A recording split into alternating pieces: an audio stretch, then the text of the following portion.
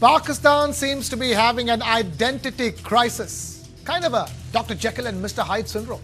If the current version is Hyde, then Pakistan is trying to become Dr. Jekyll. Over the last few weeks, Pakistan is trying to claim the Indus Valley Civilization, Sanskrit scholars and scientists, and its pre-Islamic heritage. Yeah, but there's a problem.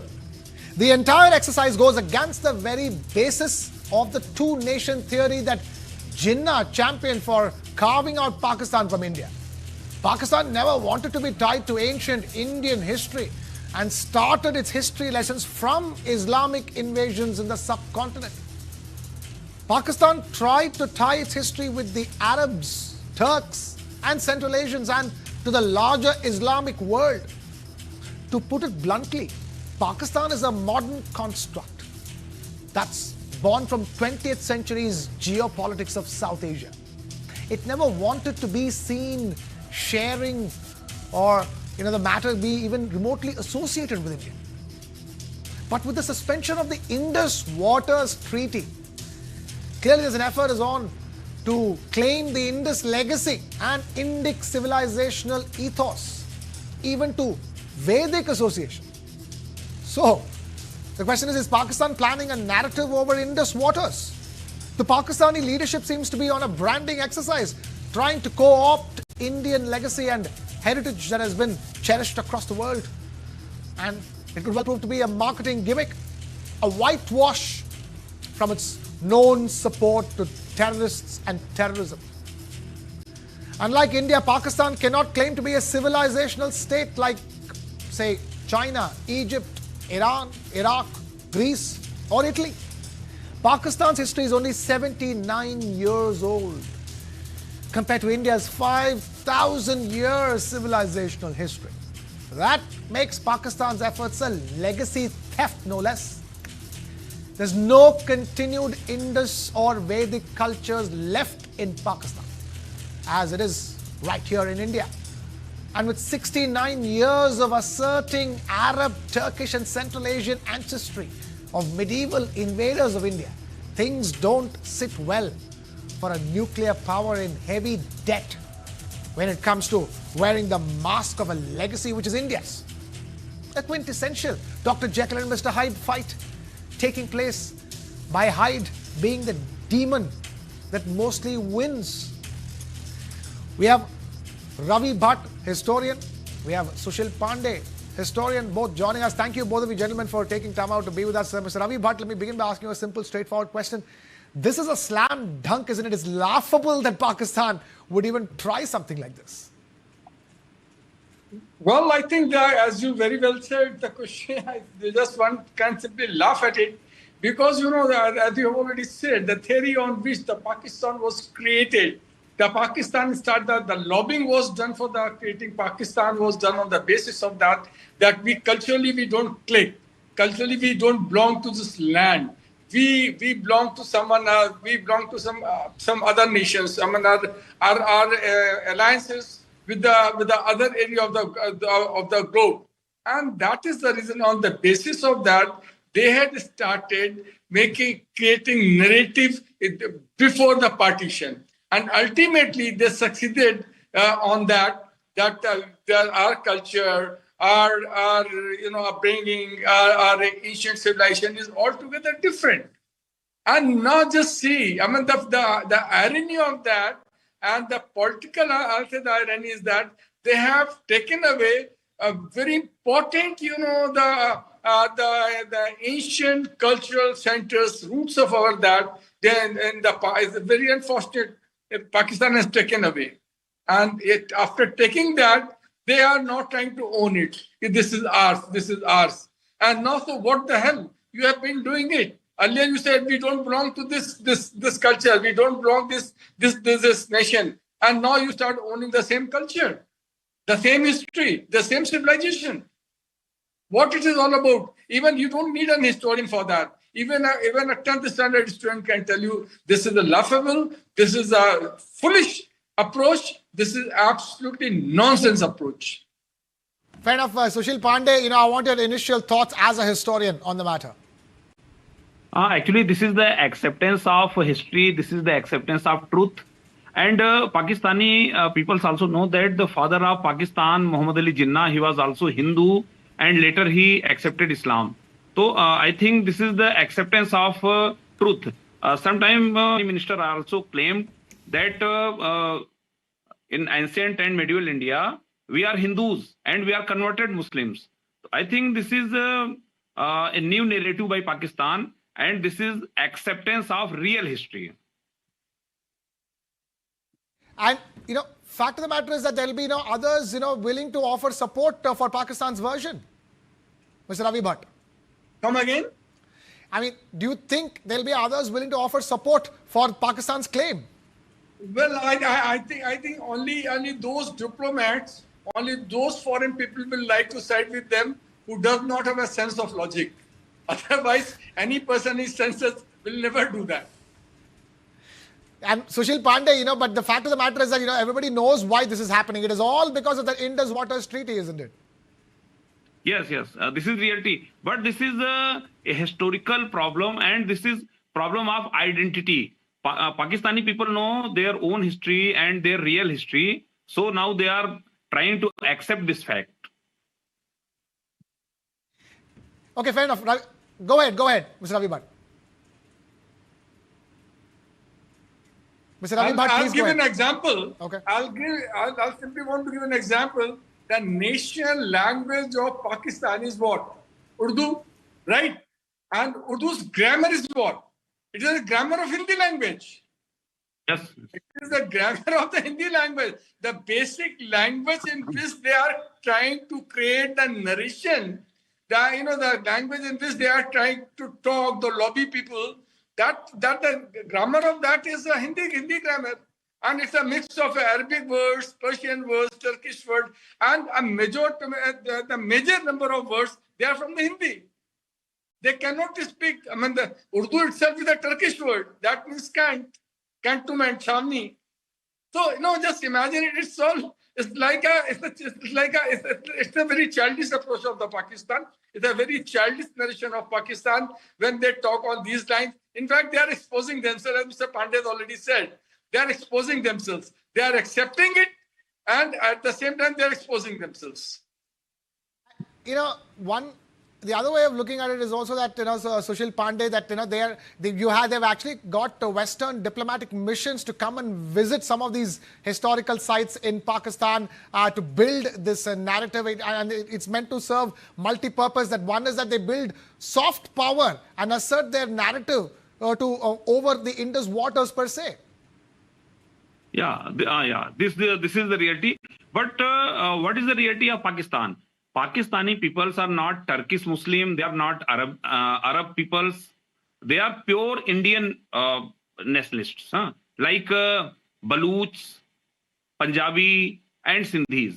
So how they can change their history? They change victory, but then there's information the Australian High Commissioner to Pakistan, Timothy Kane, visited Taxila on the 19th of June. There has been, and then there's Australian and British diplomatic missions as well, Mr. Ravi Bhatt. So where is the Islamic origin? Let's talk about the Taxila. I'm happy. I'm very, very happy. What their moves are simply, endorsing the theory of India.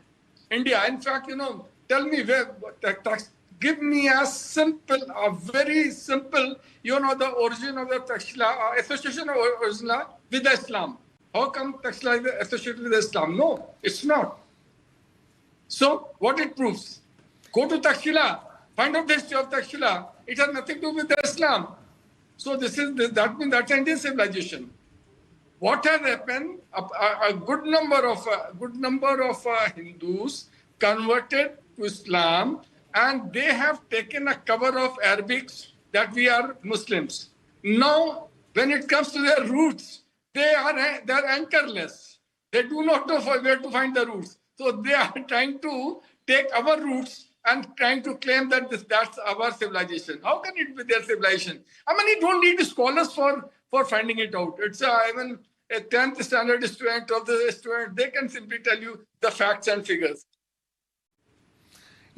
Sushil Pandey, one is that they've got this the Australian Commissioner and the British Commissioner as well to come and visit the sites in Pakistan. One way is that one purpose of this is that to raise funding per se, for Pakistani government, some of which will probably be spent on the preservation of these historic sites. A lot of it will go to the kitty of the Pakistani treasury over there, isn't it? Exactly. This is the actual issue. They want fund and they want their own identity. So they presenting their culture like this.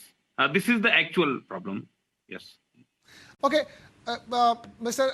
Ravi Bhatt, it's not just about this. It's also about the fact that Sanskrit language classes are starting. That suddenly they are claiming that Sanskrit heritage. The language classes have begun in Pakistani universities. Oh, that's good. That's again good for us. Pani, the English language is a funny language when it comes to the Indian culture. Like, do you call yoga? It is not yoga, it is yoga. It is not Himalaya, it is Himalaya. So the same is Panin was a Sanskrit scholar, 500 years before Common Era. He was near from a place from near Takshila only. He had studied the grammar, right?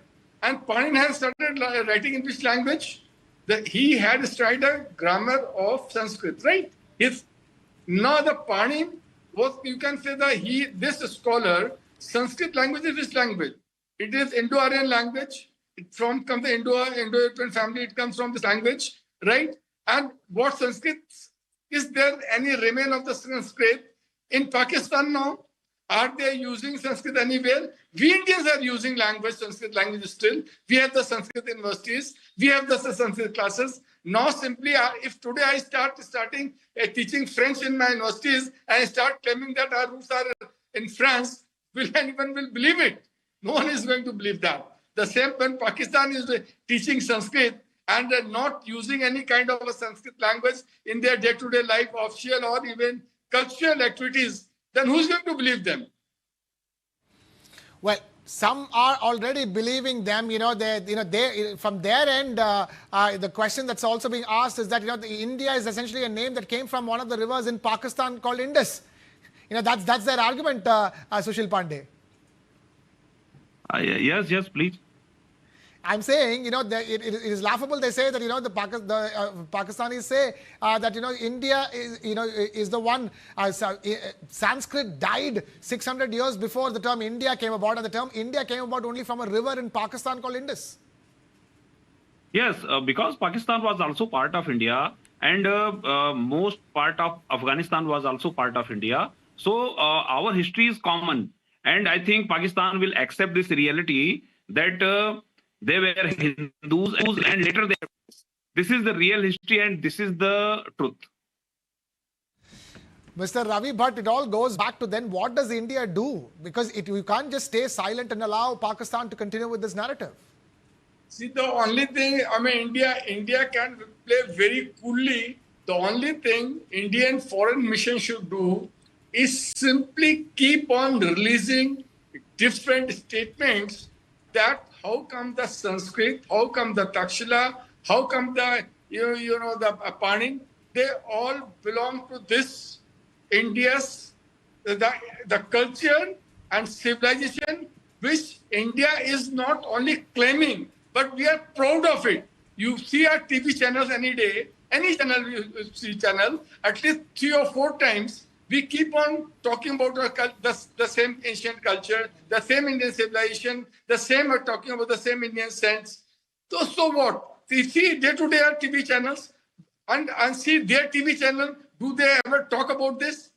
Except this, did they ever talk about the ancient Indian civilization, or let them call the Pakistan civilization, which they are not trying to claim? Did they ever talk on their media ever? Any of their rulers they have talked in 79 years? They have never talked about it. That's good enough. Now it's the responsibility of our foreign missions to take care of it and simply keep showing the facts to the foreign dignitaries, foreign authorities, foreign rulers, foreign bureaucracy. And to the common people also, apart from the rulers. Because rulers of foreign countries, They have the political compulsion to side with Pakistan at times because, that's in the war and peace. The logic doesn't work. It's just simply your selfish interest. They work. They take the rest of the things, the truth take the back seat. But if you talk to the common people, you just keep spreading the message among the common people. That will help us a lot. Their rulers won't be able to do that. How can they say? See, we have, when we talk the Indus civilization, now we have worked on it. Now I feel this. I'm so aggrieved. I so feel so bad about it. The kind of what they had done in 79 years. Did they preserve that? They claim that is their civilization in 79 years, except those sites which had been declared UNESCO heritage site. They had been, because they had been funded by UNESCO also. So that is where somehow they maintained. But rest of the sites, did they maintain? They didn't maintain. Even Indus Valley Civilization sites, which about 406 sites are in Pakistan, right? Except 10, 15 sites, they have not maintained those sites. We have done it. They didn't do it. Okay. Fair enough. We'll have to leave it at that. Completely out of time here on the conversation. Mr. Ravi Bhatt and Sushil Pandey, thank you so much for taking time out to be with us here on News 9. Now, before we wrap up, one of US President Donald Trump's biggest immigration promises has suffered a major legal setback in a landmark ruling. The US Supreme Court has rejected President Trump's attempt to restrict birthright citizenship, a constitutional right that has existed in America for more than 150 years. So what exactly is birthright citizenship? Well, under the 14th Amendment of the US Constitution, almost every child born on American soil automatically becomes a US citizen, regardless of the immigration status of the parents. The only exceptions are children of foreign diplomats or enemy forces. Donald Trump wanted to change that. His executive order sought to deny automatic citizenship to children born in the US if neither parent was an American citizen nor a green card holder. The Trump administration argued that birthright citizenship had encouraged illegal immigration and what it described as birth tourism, where foreigners travel to the US to give birth so their children obtain American citizenship. But the Supreme Court of the US disagreed. In a 6-3 ruling, Chief Justice John Roberts said the issue had already been settled by a landmark 1898 judgment which affirmed that children born in the US are citizens under the Constitution.